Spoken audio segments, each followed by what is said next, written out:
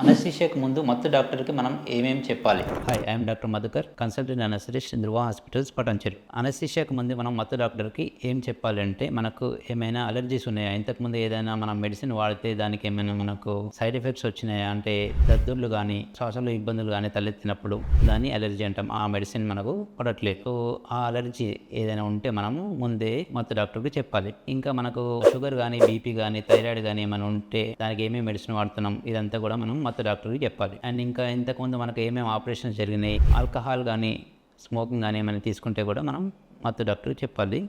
And ఏమైనా గుండెకి సంబంధించిన సమస్యలు ఉన్నప్పుడు కానీ, ఫిట్స్ కానీ ఇలాంటివి ఏమైనా ఉన్నా కూడా మనం షేర్ చేసుకోవాలి. ఈ మందులు వాడడం గురించి మత్తు డాక్టర్ ఎందుకు అడగడం జరుగుతుందంటే, కొన్ని మందుల్ని అనస్థీషియాకు ముందే ఆపేయడం జరుగుతుంది.